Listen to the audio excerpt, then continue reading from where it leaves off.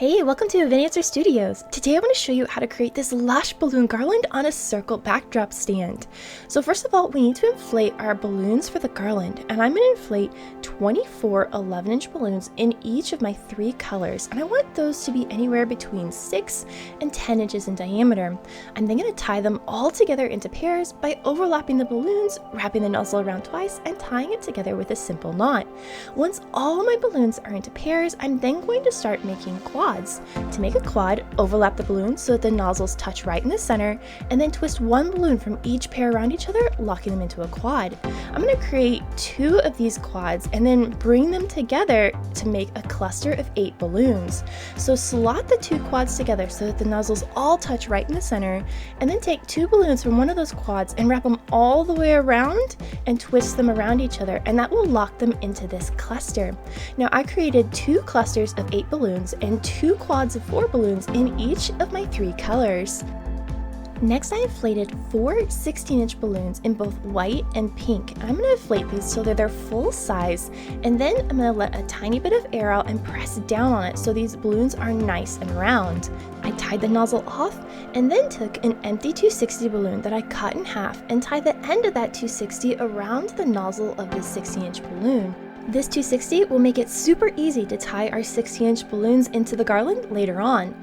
My rosewood color balloons are actually a different balloon brand from my white and pink balloons, and the next size bigger than 11-inch is 24 inches. There's no 16-inch balloons in this color, so I'm only inflating 2 of these balloons to their full 24-inch size. I think if I inflated 4 of them, it might overwhelm the garland. Now once I've got this inflated, I'm going to tie the nozzle off using an empty 260 balloon by stretching it tight, wrapping around a couple times, and then tying the 2 tails together. And not only will this tie on a 260 so we can add it to the garland, but these large balloons are prone to friction tears when you're tying a knot in their nozzle, and this kind of mitigates that. To accent the garland, I'm going to inflate 20 5-inch balloons in my 3 main colors using a hand pump to inflate them to 4 pumps of air, or about 4.5 inches in diameter. To make this go faster, I'm going to inflate 1 balloon, hold it under my finger that's holding the pump, inflate the second balloon, and then tie them into pairs, and then tie them into quads. Now I've got my 3 colors that have 5-inch balloons, and then my chrome gold is a 7-inch balloon that I'll also be inflating to 4 pumps of air. Now once I've got all of these tied into quads, I'm going to take 2 quads of the same color and tie them together with an empty 260 balloon that I've cut in half. So I'm going to tie 1 quad to each end of the 260, and to do that really easily, I'm going to pinch the end of that 260 against the nozzles of one of the quads and wrap it around a couple times to secure it in place. Now you could also just tie the end of the 260 to one of the nozzles in the quad, and this will create a tiny cluster. In each of the 3 colors, I made 2 clusters that are made from all a single color, and then I made 1 cluster that includes 1 color and a chrome gold balloon. Now we need a structure to build our balloon design on, and I'm using this circle balloon backdrop stand that's 7.5 feet wide and tall, and I'll be draping my balloons on the right hand side of that circle and onto the floor. Now to make this easier, I'm going to create a garland first out of my clusters. So I'm going to tie these together with an empty 260 balloon. You could always use fishing line or curling ribbon if that works better for you. So tie the 260 into the first cluster, and then I'm going to grab a second cluster and nestle the 2 right next to each other, and then take that 260, stretch it tight, and wrap it across the nozzles of that new cluster, and then wrap it around 2 balloons in that cluster a couple times to secure them together. I'm going to repeat this until I've got a couple clusters all in one long chain and I get to the end of that 260 balloon. Now I'm not trying to make the full length of this garland, I just want to get some balloons tied together so I can get my garland started onto the frame. Once you get to the end of that 260, if you want to tie it off, you can just wrap it in a figure 8 pattern around a couple of those balloons, let it go, and it'll disappear into the inside of the garland. Now I'm going to hang the top of this garland to the right of center on my circle so that the left hand side can be used for the fabric. So here's my midpoint, I'm going to secure it on the right hand side here. Now the important thing for my setup is that my ceiling garlanding isn't very much taller than the stand itself. So normally I would take my balloons and press them up over the stand and slip the stand between two balloons, twist them around each other, and that would lock it in place.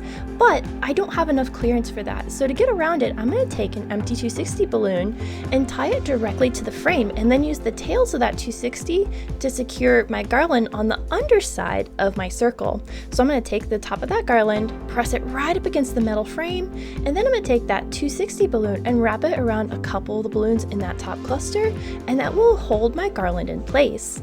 I want the garland to drape down and connect with the frame on the bottom right hand side near the support foot. To add more balloons to this garland, I'm simply going to tie another 260 into that last cluster and continue to add balloons just like we did earlier. As I add these, I always want to keep color placement in mind. So you'll notice I'm not going in a rigid pattern of white, pink, rosewood, white, pink, rosewood. I'm mixing those colors up so it gives it a more organic look. Now once the garland is long enough to bend slightly to the right and then have that last cluster touch the foot of my stand, I'm going to take a 260 and tie that final cluster in place by wrapping that 260 underneath the foot and then bringing it back over some of the balloons in that cluster and securing it in place. My garland is only tied to the frame in these two spots, one on the foot and one at the top. The rest of the balloons are all free to be moved around and expanded upon. With the basic body of the garland in place, we can now widen the garland and make it more luxurious. To widen the garland, I'm going to tie in all of my large balloons as well as any remaining clusters on the left and right side of the garland, as well as pooling them right at the base. To start off, I'm tying in that large 24-inch balloon at the top with the other 24-inch balloon at the base so the garland stays nice and balanced. Then I'm going to fill in primarily the right-hand side of the garland with extra clusters so it's almost touching the frame. As I add balloons, I'll hold the balloon or cluster up to the garland to see if I like where it's sitting before tying it in place. And because we're tying all the balloons together using 260 balloons and not using any adhesives, we can continue to manipulate the placement of the balloons and the overall shape of the garland to the very end. So even though I'm adding balloons now, once I get to the point of adding in the tiny clusters and the flowers, I'm still changing up the shape of the garland until the very end. So get your balloons placed gently how you would like them, paying special attention to the placement of the colors, but don't stress too much about how they look exactly until you get closer to the end. Once the large balloons are in place, we can then add in our tiny clusters. So I'm going to stretch them apart and take the 260 that's between those two little quads and wrap it behind a balloon or two in the garland. The important thing is we want to make sure that 260 is hidden from sight, but once you've got it wrapped around a balloon or two, you can then play with the placement of the tiny balloons. You can spread the two little clusters apart so you get lots more coverage with the little balloons, or you can keep them right next to each other to give a lot of visual impact in one spot. Because I'm going for a color-blocked theme with this balloon garland, I'm only putting balloons of the same color on top of each other. So rosewood on rosewood, white on white. The only exception to this is the gold balloon accents. I want to make sure I'm evenly distributing the little gold balloons across the entire garland. So I'll often take a couple steps back and look at the garland from a distance to make sure I'm getting that even distribution. With all the balloons in place on the garland, it's time to add the fabric draping on the left side of the circle. I'm using this 18-foot long sheer organza window scarf in this dusty pink color. I'll be draping this up over the top of the circle frame, but because the frame is at an angle and this is a slick fabric, it's gonna fall right off. So to help hold it in place, I'm gonna be using a couple glue dashes. Now usually you would stick balloons together with these, but I'm gonna put a couple along the top of the frame to keep my fabric from falling off. I'm gonna find the halfway point in my fabric and lay that right over the top of my frame, making sure the fabric is spread out in an even layer. Then I'm going to align the right side of my fabric with the center of my circle and prepare my first glue dash. So I'm going to stick this just under the edge of where that fabric will be, remove the paper backing, but before I stick the fabric down into the adhesive, I want to look down at the floor because the back side of this fabric panel I want to just gently pull on the floor by a couple inches. So I'll pull the fabric over the top of the frame depending on how much more or less I want pulled at the bottom. bottom. Once I'm happy with that length, I'll then stick the fabric right into that glue dash. Now to give the fabric a little bit more texture, I'm going to gather it up so it has these lovely folds in it, and then I'm going to put a glue dash in the center of the fabric and then one at the left edge of the fabric to hold those gathers in place. Now I'm going to gather up the front section of the fabric panel and gently drape it to the left-hand side of my circle. First, I want to focus on the right-hand side of this panel and making sure it's in a gentle arc all the way to the edge of my frame. Once I'm pleased with how that's laying, I'm then going to gather up all the fabric at the very edge of the frame and fold it back and forth over my fingers so it creates a beautiful gather in the fabric.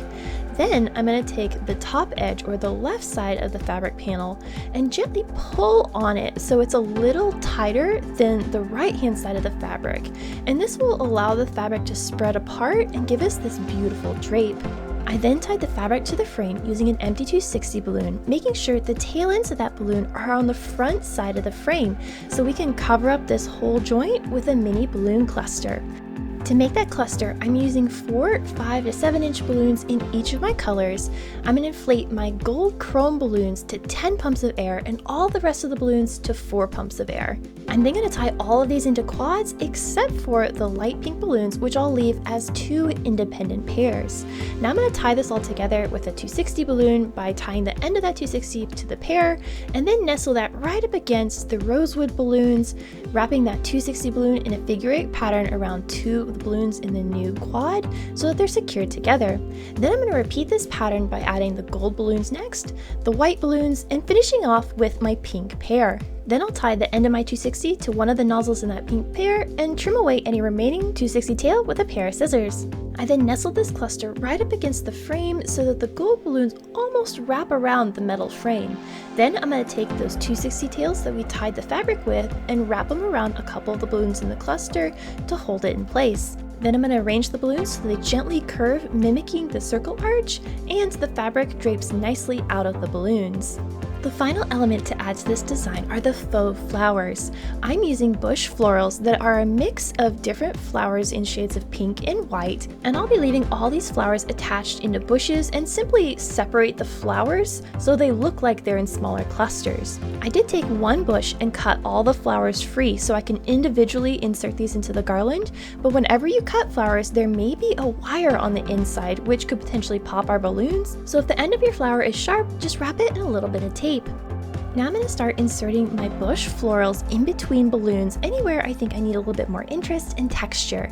So I'm going to take my bush and spread the flowers apart into 2 or 3 groups and tuck the very end of those flowers into the balloons so they're nice and stable, and then spread apart the greenery and the florals into small clusters so they're nice and airy. And the great thing about using faux flowers is they tend to have wire cores, so you can manipulate the flowers until you're exactly happy with their placement.